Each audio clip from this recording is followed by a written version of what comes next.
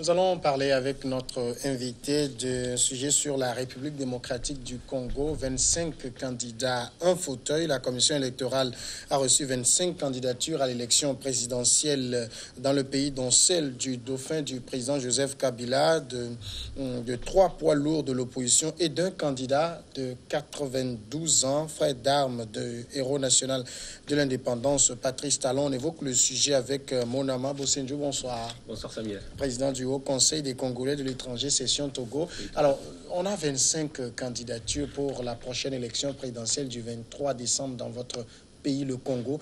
Est-ce que c'est le retrait de Joseph Kabila qui a ravivé les appétits? Non, pas du tout, pas du tout. D'abord, nous sommes un pays continent. Et étant un pays continent, vous savez, dans mon pays, tout est toujours superlatif. Donc, il faut toujours avoir grand, il faut voir grand, il faut voir loin. Et c'est là, c'est fait même voir par rapport à nos musiciens. Ouais. Ils ont toujours des titres un peu superlatifs, toujours. Grand maître et tout ça, ainsi de suite. Je pense que ce n'est pas vraiment... l'appétit est venu parce que Kabila s'est retiré. Non, pas du tout. C'est tout simplement parce que la Constitution permet à tout citoyen qui remplit les conditions d'éligibilité puisse bien se positionner au présidentiel. Voilà, c'est un peu ça. Parce qu'aujourd'hui, vous savez, les retraits de Kabila, ou bien lorsque le président Kabila s'est dit, voilà, il a respecté il va respecter la Constitution, je vous avais dit ça ici, et il a respecté la Constitution. Et avec ce respect, il continue. Il continue maintenant, il s'est dit, bah, écoutez, je laisse la porte ouverte, que celui qui se sent capable puisse venir. Et c'est au moins 100 000 dollars de caution. Les gens ont versé et voilà, ils sont là. Alors, ils sont là, mais quand on a quand même cette pléthore de candidatures et qu'on espère dans le même temps pouvoir renverser le système de Kabila, est-ce que ça sert l'opposition? Non, vous savez, il faut d'abord que tout le monde puisse se présenter. Parce que se présenter déjà comme étant candidat, c'est déjà un positionnement pour les futures alliances. Vous comprenez? On ne peut pas être à l'écart et on va se dire, voilà, j'ai une population, j'ai une popularité derrière moi. Parce qu'il y a des gens qui sont populaires et d'autres qui sont populistes. Alors maintenant, il faut d'abord se présenter. Et après, il y aura les alliances qui vont se nouer et se dénouer aussi. Et on saura qui sera vraiment le candidat pour l'opposition.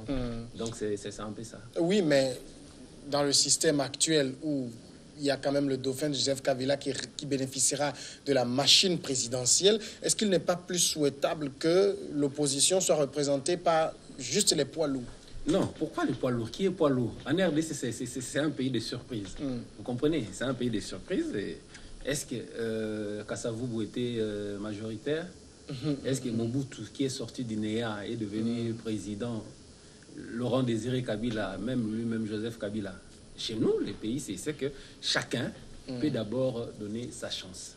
Et on verra maintenant, lors des alliances, comment faire. Parce que le problème, ce n'est pas même... je pense que les gens qui vont, nos politiciens ne regardent même pas. Si certains regardent, ça, je pense qu'il n'est pas question de regarder les dauphins du président Kabila. C'est plutôt mettre en place des stratégies pouvant permettre à ce qu'on puisse renverser le candidat de la majorité présidentielle. Donc, le fait d'avoir plusieurs, ça ne dit encore rien. Parce que nous devons attendre lorsqu'il y aura les listes définitives. Nous devons attendre lorsque il sera temps pour... Certains vont désister.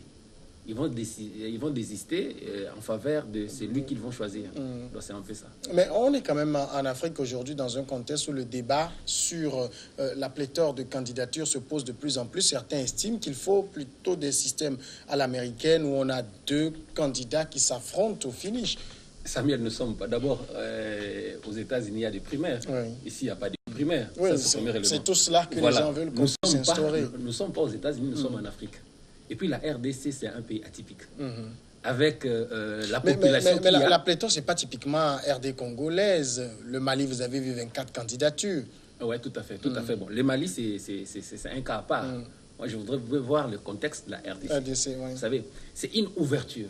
Pour la première fois, on a un président qui cède, qui dit, voilà, je ne veux plus me représenter, voici mon dauphin. Et là, c'est tout le monde qui s'est dit, bah, écoute, moi, par rapport peut-être au dauphin du président de la République, je peux le battre. Et voilà, maintenant, c'est la raison pour laquelle il y a plusieurs... Et puis, il y a aussi les contextes géopolitiques de la RDC. Mais est-ce qu'on tient compte de l'assise nationale de ces candidats-là? Mais bien sûr. Est-ce qu'ils ont une assise? C'est ceux-là où c'est les candidats de leur région, de leur localité, non, pas du tout. De leur clan? Il y a aujourd'hui Vital Kamere, oui. Il y a Chilombo Tshisekedi, Antoine Félix, il y a Jean-Pierre Bemba, il y a... je pense d'abord c'est les poids lourds. Ce sont les poids lourds. Oui. Ce sont les poids lourds. Mais il y a d'autres personnes aussi, comme des Fayoulou et autres, qui ont aussi certaines, une base, il y a une assise, et puis ils se disent, voilà, on va aller, et après, nous allons nouer des alliances, nous allons nouer des alliances, on fera un front commun pour voir comment est-ce qu'on peut aussi combattre les fronts de l'autre côté.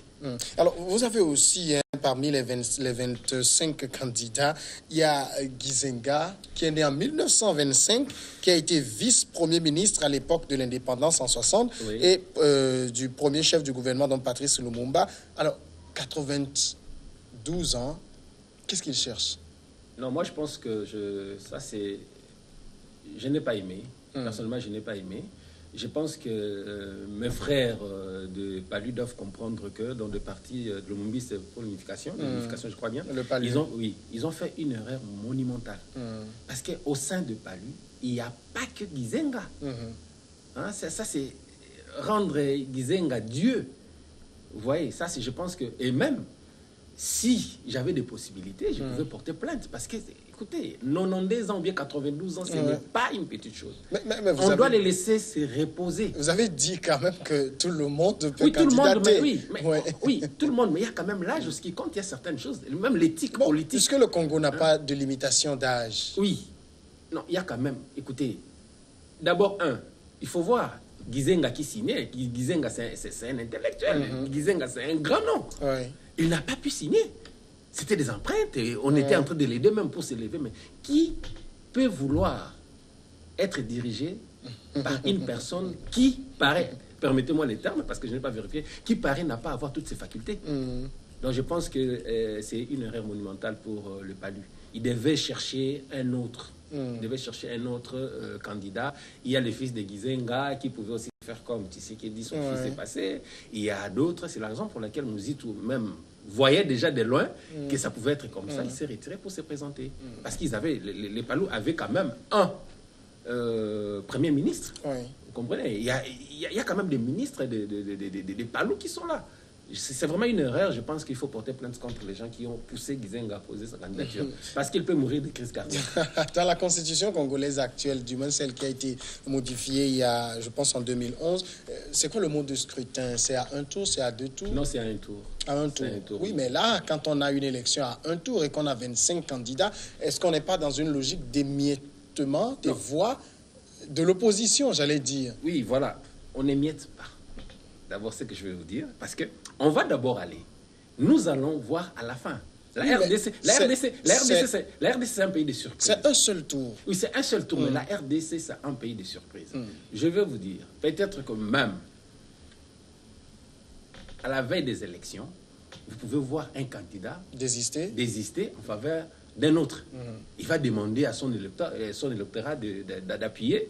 C'est lui qu'on aura choisi comme la figure de proue de l'opposition. Donc c'est comme ça. La RDC, c'est difficile de pouvoir déjà, même lorsque certaines personnes font des sondages, je regarde, je dis non, on attend la surprise. Il y a quand même aujourd'hui l'opposition réfléchit à pouvoir présenter un candidat unique. Ça va passer? Ça, c'est un morceau dur. C'est un morceau dur, d'autant plus que tout le monde, d'abord, s'il faut partir de poids lourd, tout le monde est sûr de sa base. Kamere s'est dit, voilà, moi je tiens l'Est et puis un peu d'autres provinces. Bemba dit, voilà, je tiens l'Ouest.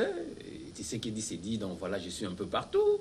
Et voilà, d'abord, ce sont ces poids lourds-là qui doivent vraiment s'attendre. Ils doivent taire leurs égos. Ils doivent se dire, voilà, et on y va. On fait un contrat. On signe des papiers, de telle sorte que si cette année, nous appuyons tel, l'autre année, on pourra appuyer tel. Et ils peuvent déjà commencer à partager les gâteaux lorsqu'ils sont encore candidats. Parce que la RDC, c'est pas seulement... Il n'y a pas que le gouvernement central, il y a aussi des gouvernements provinciaux. Ils peuvent se dire, voilà, telle province, ça sera par tel candidat, je pense que ça peut aller. Mais sinon, c'est vraiment...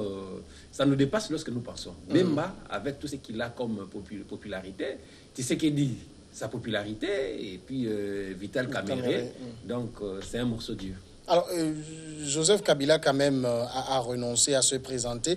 Est-ce que c'est un choix qui, au finish, honore le Congo aujourd'hui? Ben oui, c'est l'élégance. C'est l'élégance présidentielle. Je pense que c'est ce que Kabila a fait, c'est aussi une leçon pour nos pays voisins. Pour leur dire, écoutez, dès que vous faites vos mandats, vous êtes à terme de vos mandats, il faut quitter le pouvoir. Bon, il a fait un peu de prolongation quand même. Non, Joseph Kabila disait toujours, je respecterai la Constitution. Et c'est un point de concéder un peu, de lui concéder. Il disait, je respecterai la Constitution. C'est son état-major qui disait Oumela, qui disait nous irons, c'est toujours Kabila ou rien, ainsi de suite. Lui disait toujours, je respecterai la Constitution. Il a respecté. C'est à féliciter. Pour nous, nous sommes honorés. La RDC est honorée. Vous vous dites que pour la première fois dans l'histoire du Congo, on aura une passation pacifique du pouvoir? Bon, dire qu'il y aura passation pacifique du pouvoir, ça, parce que, vous savez, je vous ai toujours dit que moi, je vois toujours très drôle. Donc, je ne suis pas vraiment pour les élections. Je ne crois pas à ces élections. Mais ce qui nous est présenté, on doit parler par rapport à cela. Mais je ne vois pas vraiment les élections. Passation du pouvoir pacifique, ça aurait été une bonne chose pour la RDC. Ça aurait été une très bonne chose pour la RDC, mais il y aura des contestations, il y aura tellement de problèmes, et surtout le 19, on n'est pas encore le 19, parce qu'il y aura, au mois de septembre, on doit maintenant présenter la liste définitive. Et aussi longtemps que cette liste-là n'est pas encore sortie, on ne sait pas encore. On va encore attendre. Ça veut dire que les 25, on peut être amené à les réduire, hein? Oui, normalement, on va réduire. D'abord, la première personne que je demanderais même ça serait Papa Gizenga doit un peu quitter. Il va laisser aux autres. On va d'abord éliminer sa candidature et puis on verra ce que ça pourra donner. Alors, il y a aussi le dauphin de Joseph Kabila, Emmanuel Ramazani Shadari. Est-ce que c'est l'homme que vous avez vu venir? Non, pas du tout, parce qu'il y avait Obeminaku, il y avait aussi d'autres qui étaient vraiment pressentis être les dauphins de Kabila. Mais lorsque ce monsieur est passé, je me suis dit, Shadari, alors j'essayais de faire un peu une rétrospection. Il était ministre de l'Intérieur. Du coup, il a quitté pour le secrétariat permanent du PPRD. Et lorsqu'il avait quitté, il a fait un tour. Je pense que Kabila, sachant ce qu'il devait faire, il a demandé à Shadari de faire un tour de la RDC. Il a visité certaines provinces et c'était déjà pour que les gens sachent qui il est. Et ainsi de suite. Personne ne savait, personne ne s'y attendait. C'est maintenant qu'il faut déjà réfléchir. Ce n'était pas fortuit que l'autre, donc le président de la République, lui demande de faire le tour. Donc il a fait une tournée de la République et puis bon. Il est revenu. Et du coup, on ne s'y attendait pas. Voilà, son nom est sorti. En tout cas, on ne s'attendait pas. Dans le camp présidentiel, il y a de grands noms aussi. Ce n'est pas Shadari qui est le premier nom qui revient. Non, ce n'est pas seulement ça, c'est la loyauté aussi. C'est la loyauté. Joseph Kabila se retire, mais veut continuer par contrôler, c'est ça? Peut-être oui, peut-être non. Parce que vous savez, lorsqu'on devient aussi président, nous ne sommes pas des risques avec... Parce que je vous rappelle une citation de Emmanuel Ramazani Shadari, dit « Joseph Kabila sera toujours et toujours président ». Oui, mais s'il dit sera toujours et toujours président... C'est une manière de faire allégeance? Oui, je pense que c'est une reconnaissance. Donc, ce n'est qu'un miroir qu'on dépose en fait là-bas. Comment on appelle M. Yaïboni aujourd'hui? Ce n'est pas un président? Non, c'est pas. Il n'est plus aux affaires. C'est pas en ces termes que Shadari le dit. Mais c'est toi qui le dis aussi. Tu n'es pas dans les secrets de Shadari. Tu n'es pas dans les secrets de Shadari. À l'époque, Shadari a dit il sera toujours président. Il restera président. C'est un titre honorifique. Mais c'est pas ce qu'il a voulu dire, en fait. Non, ça, moi, je... C'est-à-dire, peut-être pour lui, c'est une manière de faire allégeance, de montrer qu'il est Non, plus que fidèle, il fidèle des loyal. fidèles en fait. Voilà, il était fidèle des fidèles, il était loyal, il est récompensé. Donc à travers la première année, la première année, peut-être les 6 premiers mois, il continuera à considérer comme si Kabila est toujours, donc le président Kabila est toujours son chef. Mais à un moment donné, il va prendre son indépendance. Ça va arriver parce qu'il ne pourra pas supporter tout le poids de la RDC sur sa tête. Tant bien même qu'il y a eu changement au niveau de l'état-major, de l'armée, on a positionné des personnes fidèles à Kabila. Mais chaque chose a son temps. Vous comprenez? Et il y a une fin pour toute chose. Moi, personnellement, je pense que le président Kabila devait se retirer, ignorer même le Sénat, aller se reposer quelque part. On verra le positif qu'il a fait, le bilan qui paraît négatif. On ne va pas regarder. Je pense que Chadari viendra dire, voilà, là où le président Kabila n'a pas pu faire, moi, étant son dauphin, je vais faire un effort pour pouvoir améliorer la condition de vie des populations congolaises. Donc, ça va être comme ça. Mais si il y a l'ombre de Kabila, Chadari ne pourra pas bien diriger. Mais peut-être avant même le choix de Chadari, je me demandais si on allait dans le moteur de recherche Google, par exemple, et qu'on met Chadari, est-ce qu'il y aura grand-chose sur lui? Par rapport au poids lourd de l'opposition, est-ce qu'un Chadari peut passer? Il y a FCC. Il y a FCC. Front commun du Congo. Oui, Front commun du Congo. Donc, tous ces gens-là. Et il y a une opposition parlementaire qui est là aussi.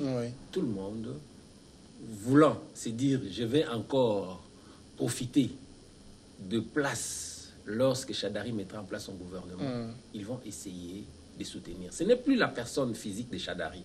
C'est tout un système. C'est tout un système qui sera combattu par l'opposition. Et nous allons voir ce que l'opposition fera. Moi, je pense, aujourd'hui, je disais souvent à l'opposition, l'opposition congolaise faisait la politique de la cigale et de la fourmi. Voilà. Chaque fois, il doit se prononcer, Pendant ce temps-là, la machine présidentielle prenait de l'ampleur, prenait de l'avance au niveau de la base pour pouvoir haranguer la foule. Ouais. Bon, maintenant, je pense qu'il n'est pas encore tard parce qu'en RDC, c'est toujours l'histoire des dernières minutes. Nous allons voir ce que ça va donner. Alors aujourd'hui, on a quand même un schéma qui se dessine, 25 candidatures. C'est fini, c'est out pour Moïse Katumbi? Non, pas du tout. Pas du tout. Ça, c'est selon moi, je dis pas du tout. Parce que déjà, il y a des démarches au niveau de certaines capitales de l'Afrique. Il y a des organisations internationales et tout le monde est en train de voir pour que les élections soient inclusives. Moïse Katumbi pourra toujours retourner et poser sa candidature. Mais comme moi, je ne vois pas les élections du 23 décembre, je vois au-delà des 23 décembre, il sera candidat. Mais si ça va se tenir le 23, je pense qu'on aura quand même, parce qu'aujourd'hui, l'opposition a dit il faut que Chadari, non, plutôt Moïse Katumbi retourne au pays. Il y aura une concession, je pense qu'il y aura des compromis. Et le président de la République sera encore élégant pour permettre à ce que le président puisse retourner. Et le problème sera maintenant le problème de la CENI. Et la CENI, la machine à voter, et tout ce qu'il y a comme problème autour. C'est maintenant à Nanga, le président de la CENI. Là, je n'aurais pas compris parler. Parce que le président Kabila a fait sa part. Maintenant, Corneille Nanga doit aussi chercher à comprendre les desiderata de la population. Il va se dire, écoutez, si vous ne voulez pas de la machine à voter, au lieu de dire, il n'y aura pas élection, non, on met des côtés. C'est déjà commandé quand même. Oui, c'est commandé, mais ça peut servir à autre chose. C'est des milliards. Les milliards, mais ils savent pourquoi ils l'ont fait. Il n'y avait pas consensus.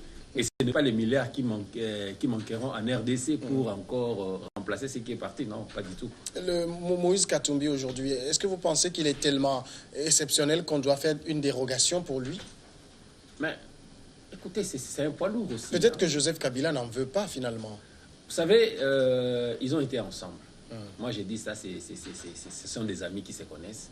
Ils savent ce qui se passe entre les deux. Et ça peut aussi être une stratégie. L'un a trahi l'autre aussi. Oui, en politique, il y a toujours trahison. Mais ça ne se pardonne pas non plus. Non, mais écoutez, si c'est une stratégie politique, écoutez, je pense que lorsque je vais quitter le pouvoir, ce sera un peu très compliqué. Fais semblant de me trahir et je serai très dur envers toi. Et après, lorsque tu reviendras, et puis bon, tu prends la place, mais écoute, ne me poursuis pas, donne-moi au moins une garantie. Tout est possible en politique. Tout est possible en politique. Voilà, c'est ça la politique. Donc la politique, j'ai dit souvent, c'est la sorcellerie. Alors, vous dites que vous avez beaucoup de doutes sur le 23 décembre prochain. Pour vous, quand vous faites un petit sondage, quelle date vous semble la plus probable? En tout cas, il faut donner encore peut-être 8 mois. 8 mois ou même une année. Les Congolais sont prêts à ça? Mais écoute, supporter Joseph Kabila encore pendant tout ce temps? Il y aura un autre schéma. Il ne sera pas le seul maître à bord. Il y aura un autre schéma. On peut bien aller vers un autre schéma. Et moi, à sa place, je dirais, écoutez, je me retire. Faites la transition sans moi et je serai l'arbitre. Je serai au-dessus de la mêlée. Il peut aller se reposer quelque part. Comprenez? Parce qu'aujourd'hui, si la machine à voter ne passe pas, si les problèmes des électeurs fictifs ne passent pas, ça va créer des problèmes. L'opposition risque de dire on n'ira pas aux élections. Alors, lorsque l'opposition dit on n'ira pas aux élections, et ça va créer des problèmes. Ça va créer des problèmes. Chadar, il ne va pas vraiment diriger convenablement. Parce que si l'opposition se retire, il y aura certains candidats qui vont aller pour au moins faire le jeu, pour qu'il y ait au moins élection. Et il va battre, mais il ne va pas diriger. Il aura vraiment des problèmes et on va encore retourner aux problèmes des guerres civiles et ainsi de suite. Et c'est ça que nous ne voulons pas pour la RDC. Je pense que maintenant, chacun doit essayer de comprendre que la population est vraiment meurtrie, la population a tant souffert. Il faut maintenant un peu que chacun puisse se dépasser pour que les choses puissent s'arranger en RDC. Si la RDC ne décolle pas, l'Afrique aura des difficultés pour décoller. Nous sommes au centre, il y a tellement des enjeux économiques, des enjeux politiques. Donc il faut vraiment que les choses changent. Quel rôle jouera Joseph Kabila durant la campagne? Écoutez, il va soutenir son dauphin. Il y aura toujours son visage et puis le visage de Chadari. Il va accompagner Chadari. À votre place, qu'est-ce que vous ferez si vous étiez président de la République? Si vous étiez président de la République et vous avez votre dauphin, vous allez l'accompagner. Nous avons vu un peu partout dans certains pays où les présidents n'est pas candidat, mais on voit les visages. Est-ce que Chadari peut porter le passif de Kabila? Peut-il faire campagne sur la continuité? Oui, il est bien entouré, et puis s'il y a la volonté politique. Parce que c'est pas quand même un garçon de la rue. Hein. Il a fait, on l'appelle court-circuit, parce qu'il paraîtrait qu'il a bien, au niveau de l'université, il était très excellent. Et là, partout où il a travaillé, ses chefs l'ont toujours apprécié. Et s'il s'est fait bien entourer, s'il a la passion, le mot d'or, la passion de la RDC, je pense qu'il peut bien faire la différence. Et je pense, moi, si il veut bien laisser le PPRD sur une bonne voie, il faut qu'il fasse un effort de supporter et d'alléger les passifs de Kabila. Mon amant, Bosenjo, merci d'être passé répondre à nos questions. Non, c'est un plaisir, c'est un plaisir, c'est un plaisir. Président du Haut Conseil des Congolais de l'étranger, session Togo. On va marquer maintenant la pause et on retrouve après les invités pour Regard croisé.